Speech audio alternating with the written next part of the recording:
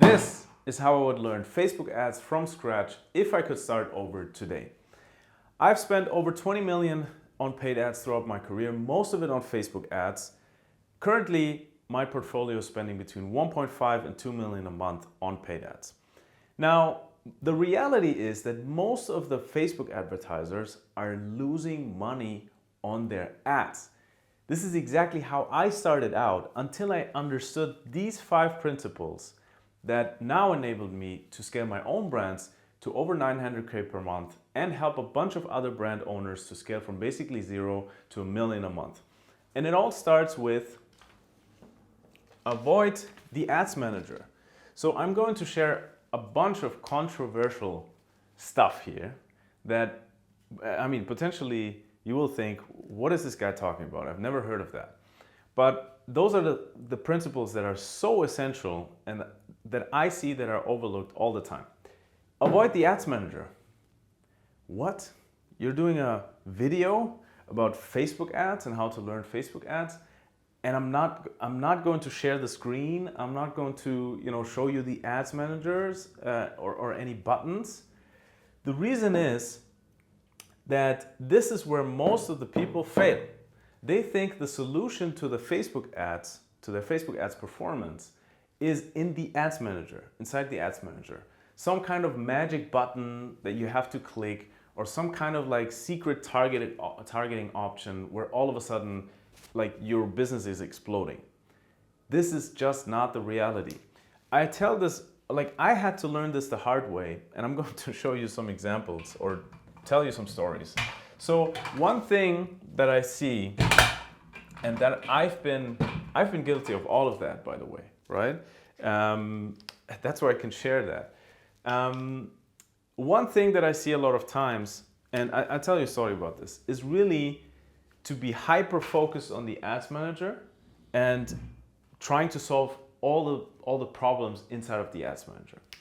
And I always say there's 2 ways to getting to where you want to be, right? So let's say this is a mountain, and you want to be on top of that mountain, and you want to get there to see the views, to enjoy the views, right?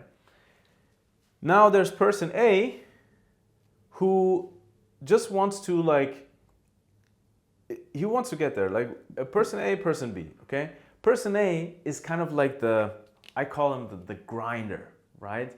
The hustler who wants to like work their way up to the top and just like grind and tell everybody how much they're grinding and how much they're working and how much they're hustling. So they want to go all the way up here and then there and climb up there and be super exhausted and then enjoy the views. And for every person A, there is a person B that just says, this is what I want. I don't have to go through all of this. Is there another way, right? Is there another way with, let's say, maybe 70% of the effort, I can get to where I want to be, right? So this person just, Googles, finds somebody that has a helicopter agency, whatever, and he just flies there directly, okay?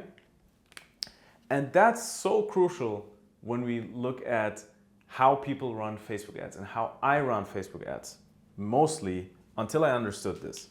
So one example, I was able to scale a brand from, let me see, what is this thing?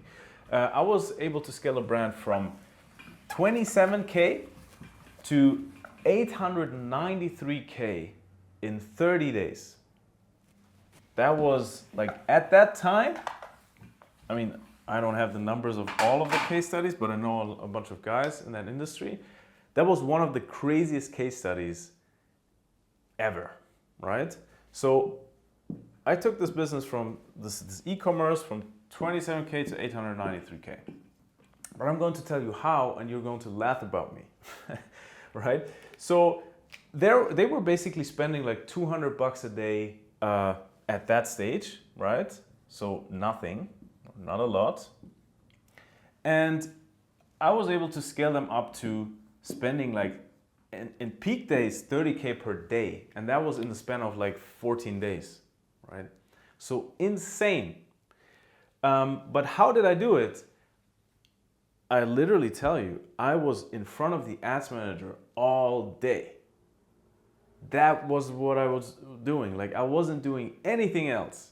I was in the ads manager all day, optimizing like by hour, what is our MER, what is our efficiency, do I double the budgets, do I halve the budgets, right? So I was basically surfing all the time in front of the ads manager. And I was up until 4 a.m., 5 a.m. every single day, planning out the next day, sleeping 2 to 3 hours. Like, you can ask my family. At that time I was still at home. I was walking around like a zombie, right? That was insane. And yes, I got it to this, but it was not efficient. At some point I had like 60 campaigns running at the same time in Facebook. Insanity, right? And I had like doing Excel sheets and trying to figure out what to scale and what not to scale. So basically, my approach was to hack the algorithm. And this is what I see a lot, right? When people test, they test a bunch of different, they test a bunch of different audiences, right? So they do audience testing. Then I hear crazy, ideas like, $5 an ad set, okay? And then you test like 100 ad sets, and then you kill the ones that are not performing after 2 days. This is a bunch of work in terms of optimization, trying to figure out what's working, what's not working. Do I have enough sales to make a guess, right? Educated guess. Then people are testing like lookalikes, interests, all of this stuff. And like, don't get me wrong, I did the same. But the reality is that here you're losing so much time, effort, and energy with over-optimizing stuff that maybe gives you like a 5 to 10%, let's say, advantage. Whereas you could just eliminate all of that and just focus on the stuff that is outside of the ads manager, which is, I'm going to show you now in a second, but which is creative strategy, having the right offer, having the right funnel, optimizing the business behind so that the business becomes scalable.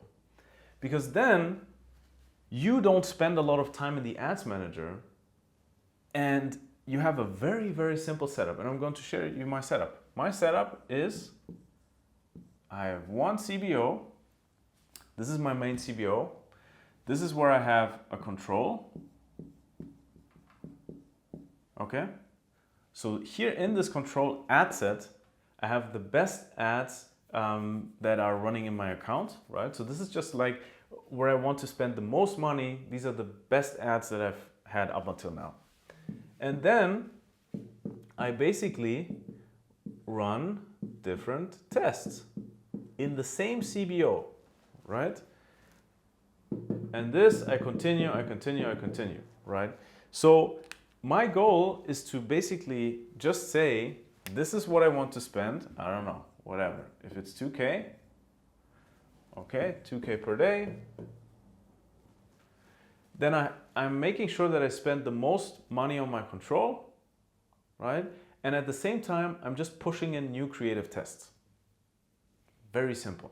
You can do it using dynamic creative or flexible ads, or just a regular ad set and you have like single ad sets there, however you want to do it. But at the end of the day, the idea is to get all of this complexity out and only focus on a very simple, easy to understand structure that is designed so that it fits in with your business, right? So very important point, stop all of this stuff. All of this like audience testing, lookalike interest, crazy stories like these $5 ad sets. In my opinion, as a business owner, it's just a waste of your time, right?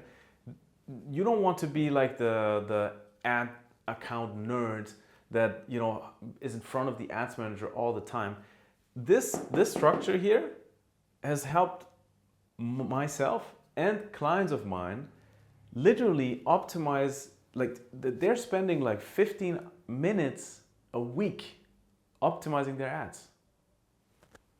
They spend 15 to 20 minutes in their ad account per week. That's it. And here, you're optimizing budgets every single day. You're going up and down, being super stressed while you're taking away time that you need for other stuff, like making better ads, making better funnels, understanding your target audience better, and so on and so forth, right? So biggest learning for me was all of these extra hacks, also like manual bidding and stuff. Yes, this has its place, but it should not be the default, right? So if you're just trying to scale your business step by step, this structure here forces you to just do better ads and more profitable ads, okay? So biggest learning, biggest takeaway, don't do all of this stuff, right? Don't be in the ads manager all the time. This is not the right thing. That's big red flag. Second point is become a copywriter. Controversial, right? We're talking about Facebook. Marcus, you're talking about Facebook ads, and now you're talking about copywriting. Why do I do that? I'll tell you why. What we do with Facebook ads is we are advertising. And this is so funny because people think it's like a new thing. Facebook ads is a new thing. It's not, it's nothing new. This existed like 120 years ago, right? Just in a different format, right?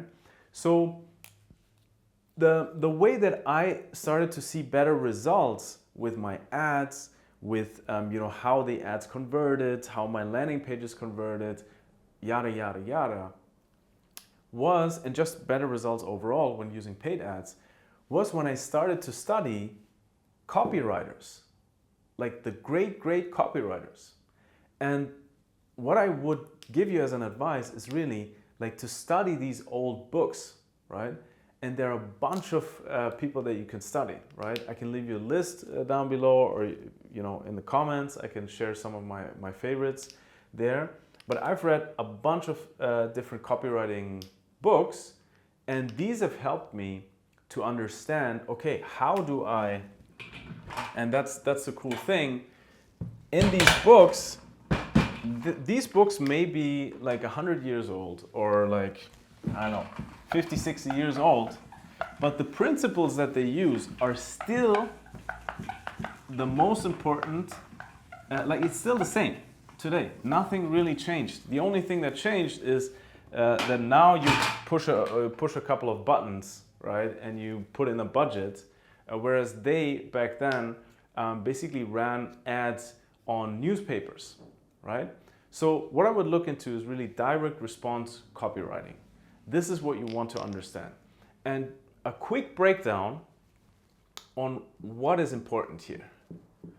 When you boil it down, what they talk about is the offer, and then you basically talk about the, let's say, creative strategy,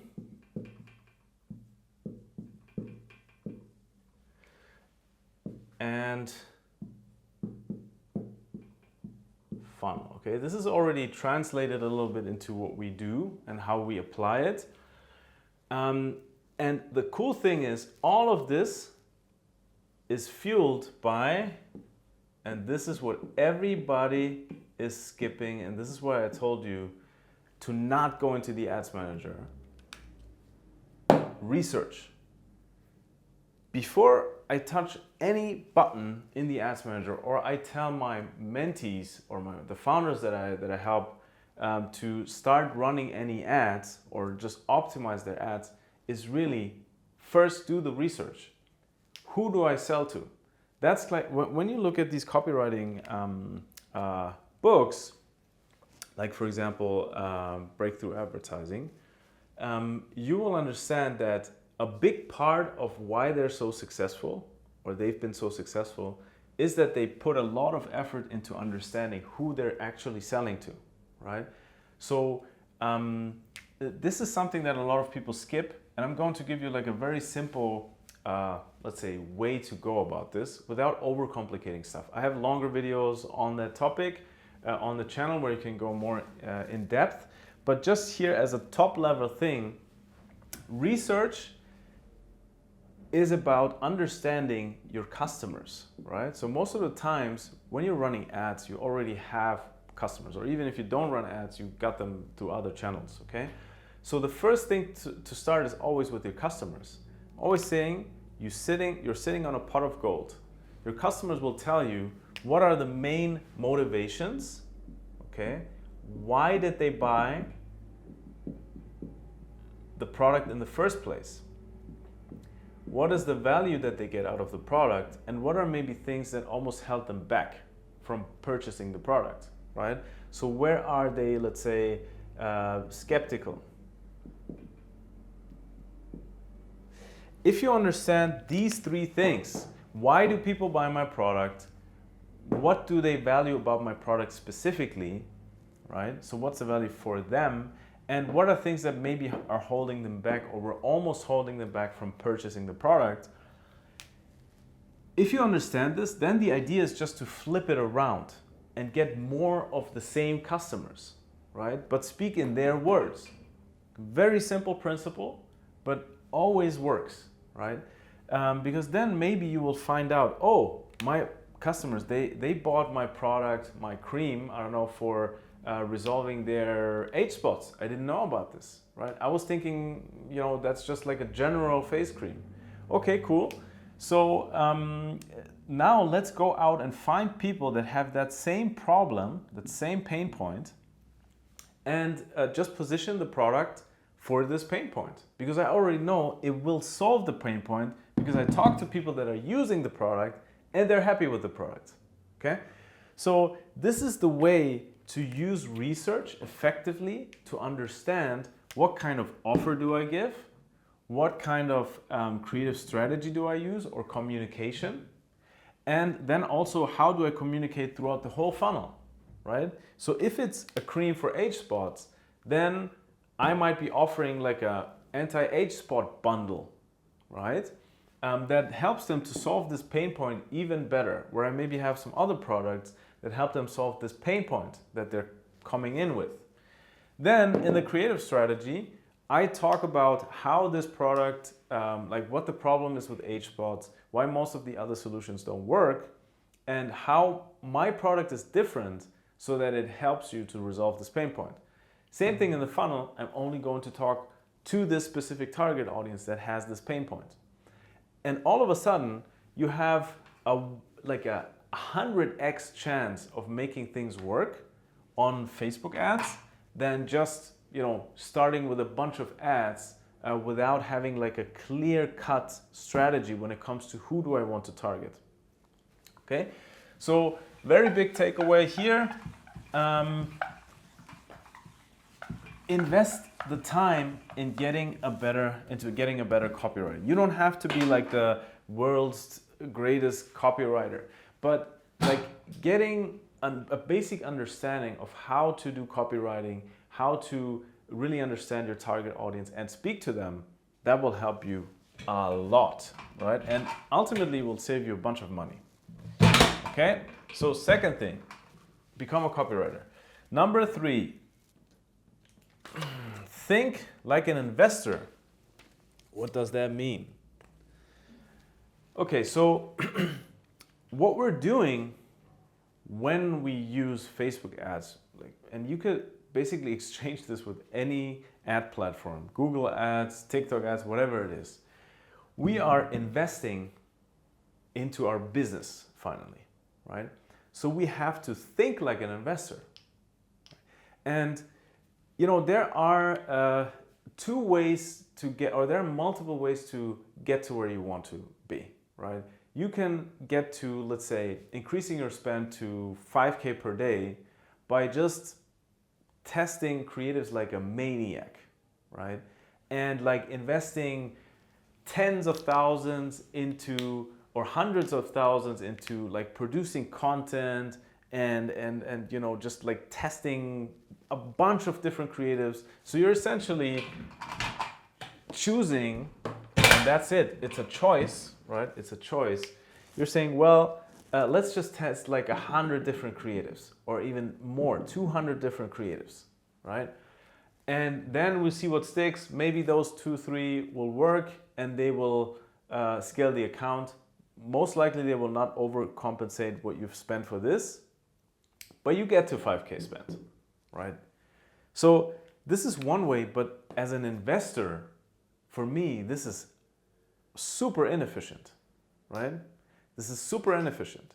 So what I want is I want that I have a high high expected ROI on my investment, right? Which is you're not only investing money, but you're investing time, effort, energy into the next step, basically. So here, what I see and how I teach that, and by the way, this story, I get this story every single week when I talk to e-commerce founders, which I help basically scale their e-commerce brands to $1 million a month. That's what I hear the most. Yeah, we hired, you know, a couple of agencies, and they like tested like a bunch of different ads, threw them at Facebook, and we just saw what would stick. Okay, you invested a bunch of money into stuff where you have no idea if it's going to work or not, right? So what I then started to understand and implement was basically to have to think like an investor and have like a step-by-step validation process, right? So it's basically like a meta thing that I'm implementing in every step. So if I have a bunch of options, let's say you have a product, okay? This is your product. Now you have a lot of potential ways to sell this product, okay? So you could sell this product to different target audiences, basically, with different pain points. But when starting to advertise, or let's say starting to advertise professionally and really with the intention of scaling to multiple 6 figures, 7 figures a month, then you have to make a choice, right? You cannot produce like it would cost you like so much money and time and effort to produce perfect creatives for all of these different customer types. This is just not efficient. Yes, you would get some results, but it's not an efficient strategy. So what I'm looking for is always to say, okay, how can I test these 5 hypotheses, right? So you always start out with hypotheses.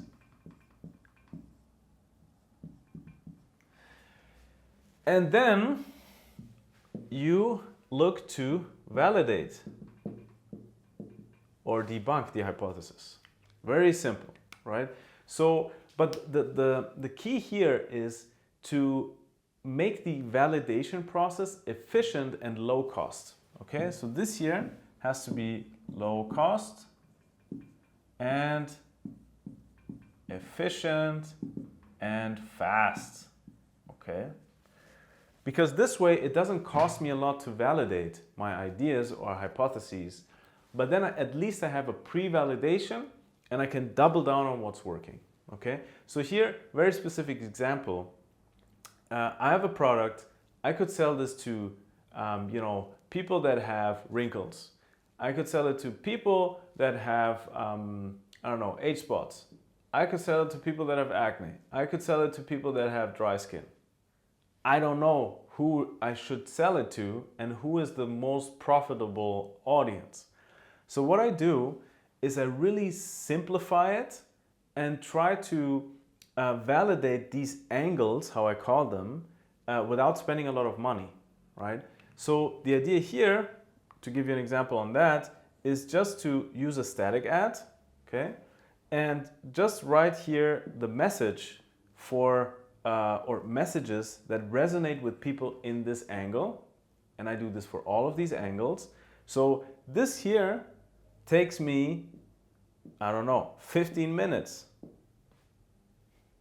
Takes me 15 minutes to do these creatives. You can do it in Canva, whatever, or you can pay somebody to do it. And to research it takes me maybe an hour, 2 hours, right? And then I have these nailed down, I test them. The image ads don't cost you anything, basically. But this way I can at least pre-validate and understand, okay, these ones all don't work. This here shows potential, okay?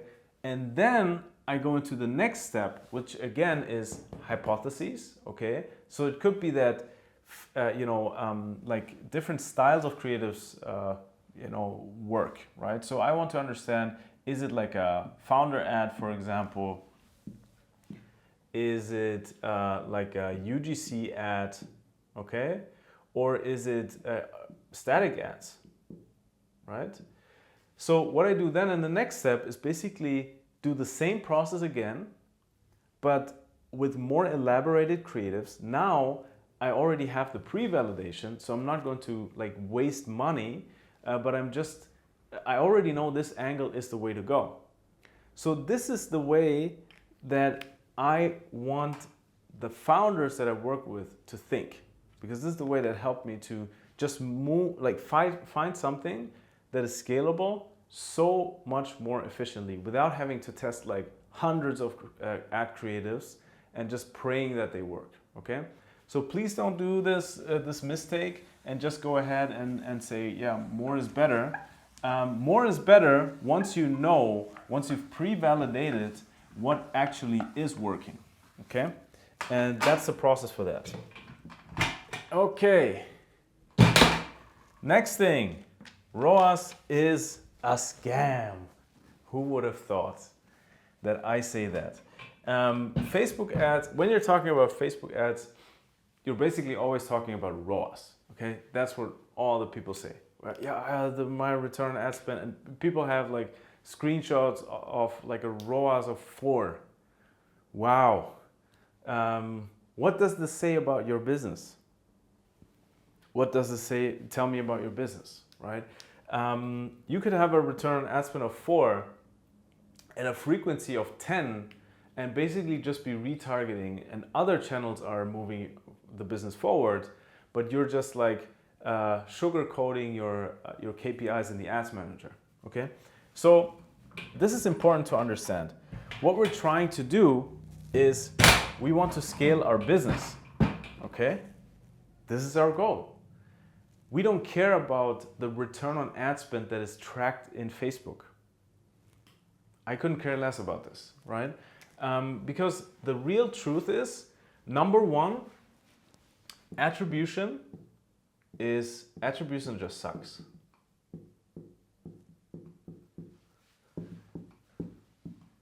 Okay? And yes, I know there are tools out there that claim that when you use them, everything is like it was in the early days, in the wild, wild west days when you were running Facebook ads. But even that, it's not 100% accurate. And it really doesn't matter also, as long as you detach yourself from attribution, right? And this is what I see a lot of times, that you essentially, like, you don't need to definitely cannot rely fully on attribution, right? Because what is tracked in Facebook is not necessarily the reality. So what's very important is that you track outside of Facebook, okay? And you can do this,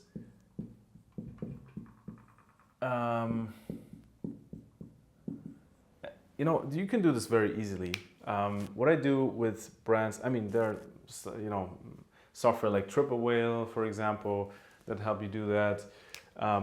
You can also do it in an Excel sheet if you're on a budget.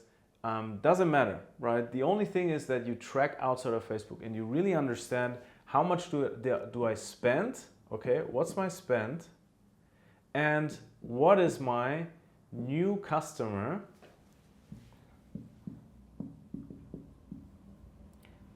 revenue, okay? So essentially, what is your new customer return on ad spend? Number one, right? So the first thing is the return on ad spend Facebook doesn't really tell you anything, right? you could have, as I said, you could have an ad that has like a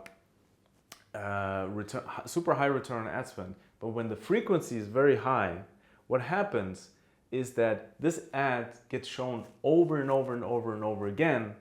And when you work with a standard like 7-day click, 1-day view attribution, people will just see this ad over and over again, and the ad will get attributed a lot of sales, even though it didn't really contribute to it, or it didn't initiate the whole thing, right? So that's why definitely, if you look at return on ad spend in Facebook, only look at it relatively, right? So within Facebook, I see that this has a higher return on ad spend than that. Okay, you can use it that way. You can also look at this. What I teach everybody is really look at the frequency, right? The lower the frequency, the more I can trust this return on ad spend that I see in the ads manager. Okay, so that this is really an ad that initiated the whole thing and is constantly, getting in front of new people. Okay, without getting too much into the details here, I have more videos on that topic also if you want to go deeper. Attribution is broken. So the next thing is that the return on ad spend doesn't tell you anything about your business growth. And one thing here to understand is that you can have two products, okay? Product A, product B. You both advertise them on Facebook ads. Product one, like the return on ad spend of both of these products is, let's say, 1.5. Okay? 1.5, 1.5. So now you might be thinking, so they're both the same. It's the same. If I spend the money here or here, the return on ad spend is the same. On day one, yes. But what happens when we look at these products, like the people that bought product A versus people that bought product B in month 2? Okay, month 2, month 3, and then we check in month 6 again. Now you realize, okay, so the people, basically the money that you spend for these people doesn't change anymore, obviously, right? So you acquired them in month 1. This is what you paid for them. This is the same that you paid for B, okay? But now we check in month 2 and see, okay, how much more did they spend, right? So then you might be seeing, okay, the return on ad spend after month 2 is actually 1.6, right? So they spend a little bit more, but not significantly more. Then you do the same thing here and here, okay? Whereas with the other product, you see that this here is a completely different development, okay? So on the first day, let's say, this is what you looked at, and this is what most of the people look at, and they say, oh, well, the return on ad spend is the same, what do I do? The reality is, this doesn't tell you anything about how these customers, these purchases will affect your future business. And if you do this exercise, you would say, damn, I should have spent all my money on product B. Why did I even spend money on product A in the first place, right? But that's the key, like return on ad spend doesn't tell you that. And this is why a lot of brands actually fail. This is a big reason why people fail, because this keeps them just like basically starting over every single month and just chasing this return on ad spend instead of thinking of, hey, like I just need to acquire the right people at a certain price and then make sure that these people, come back, and I even help them to come back quicker, earlier, spend more money in their customer journey, because then they will just like month by month, they're just bringing in profits, right? And what I do then is just like stack these cohorts finally every single month. This is how you scale a business, and not just look at the return on ad spend in the ads manager. It literally doesn't tell you anything. The example could be even more extreme, where this is like a, I don't know, like a 1.8, for example, okay? So you would say, hey, this is a better return on ad spend than this year, right? But when you do the math and then it's like 1.8, 1.9, and here you have a 2, then you would see that this is actually not interesting for your business. That's the most interesting product for your business, even though the return on ad spend is lower. Crazy, huh? But those are the things that I also had to understand, learn and understand over time, doing this for, I don't know, like 7 years now, when it comes to e-commerce, and over 10 years now when it comes to paid ads, right? Okay, so what's the last thing? The last thing is business problems are more important than ads manager problems. What does that mean?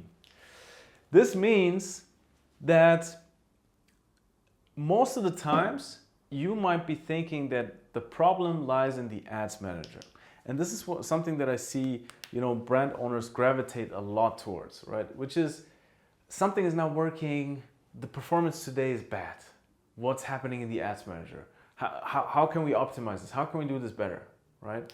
When in reality, you will always have fluctuations when it comes to running ads. It's just a normal thing. You have seasonality, right? You have seasons where the marketplace is just very crowded, the advertising space, right? So everybody and their grandmother is running ads on Black Friday. So obviously it gets more expensive when you advertise during this phase, right? So there are certain things that you can anticipate, but there are also just like flukes, right? Where one day is just like a super bad performance, right? Because who knows, right? The algorithm just gave you the spot that you wanted, and I don't know, preferred some other advertiser. So this is something that the reality is, if you're so attached to this daily performance, this tells me, now that I've done this for a couple of years, that there's actually an underlying business problem. Okay? Because if your business is constructed in a way that you literally don't care if the CPA today is like 20 or 50, as long as it's on average where it should be, you really literally don't care. And this means that you know exactly how to use Facebook as an acquisition channel, and you know exactly who you're attracting and how you're monetizing them. Because the reality, and this ties into what we talked about earlier, which is basically, my idea is to use Facebook just as the acquisition machine, okay? The only goal of Facebook is to help me get in the right customers into my ecosystem, into my business finally, okay? But the job of the business then is basically my business, brand. This is not only e-commerce specific, it's just, if you're running ads. The job of the business is to do profits, okay? I need to have systems and processes in order to monetize these people profitably and consistently. So this is how I finally increase the customer lifetime profits, okay? Facebook ads is only there to bring me the exact right people that I need in this business, so that I just plug them in, and once they're inside of this ecosystem, they will increase their customer lifetime profits, right? So, and this is a very important distinguishment, because otherwise, like, when you're too focused on having like the right CPA here on a daily basis, or you have the right return on ad spend on a daily basis, and you're depending on Facebook to be super profitable and basically bring in all of the profits, that means you don't have a business. That's the hard and tough part, but that means you don't have a business. And that's why, like, a lot of, these, not to knock anybody, it has its place, this system, but a lot of drop shippers, for example, they don't have this business backend. They literally have to be profitable on the first day. And then it's okay. Then you have to be in the ads manager every single day. Then you have to like try to hack the algorithm, right? And if there's a bad CPA day, you have to maybe shut down all the ads and then start again on the next day. But if you're trying to build a business for the long term, then your job is to build out this backend in a way that you make sure when somebody comes in and they bought something, that they continue to purchase over time, and they also like not just purchase like super cheap items, but they just come back to spend more and to stay longer, right? So this is why I'm working with clients a lot on understanding customer lifetime value, understanding cohorts, understanding how can I turn people into subscriptions, for example. Okay, how can I turn people into subscriptions? How can I make them like just refill, right, whatever they bought? Because this is where the real profit lies. And then the crazy part is the better job you do here, the easier this gets. Because you're not so dependent on fluctuations of the CPA. And you could actually be able to afford more to purchase a new customer. So let's say you do an amazing job here, and somebody that comes in, like that over the span of a year, their customer lifetime profit will be 120, okay? And your current CPA is, let's say 50, okay? And this is already subtracted, obviously. So this is the customer lifetime profit. After a year, on average, this is very good, but on average, you have $120, okay, of profit, lifetime profit. So now you're in a position to say, actually everything is running fine. Here we did a bunch of optimizations. I'm happy with that. Now I can take a part of this profit and invest it into growth, right? So then I basically say, okay, I don't need $120 of profit necessarily. Like I can just invest like $20 into growing the business more. And all of a sudden, you're able to spend $70 on a new customer. And this in some cases can mean that you basically 3x the budget. You maximize the budget until you hit the $70. And that means you get in more volume, right? You get in more volume of the customers, and then your overall, not per customer, but your overall profits are just going to be, 2.5x or 2.8x.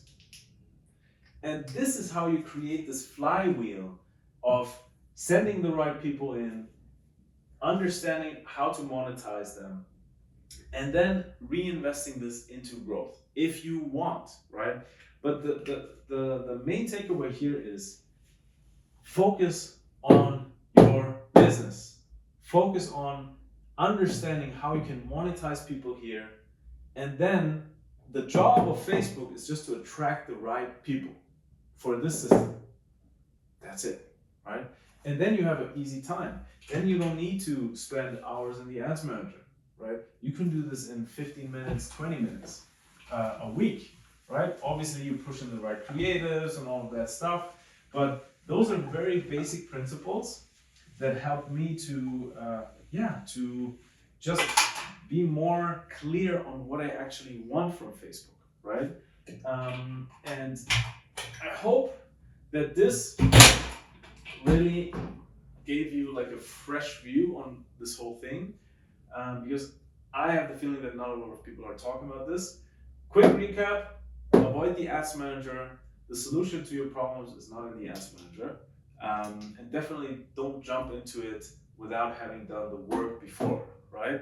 So do the research before, become a copywriter, have that mentality of finding the right audience for your product and then advertising your product to them, right? Positioning your product exactly as a solution for their pain. Then think like an investor.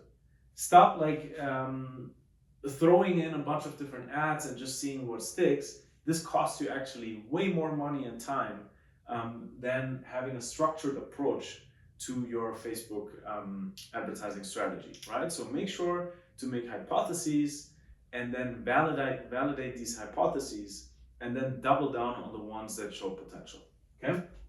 Return on ad spend is a scam.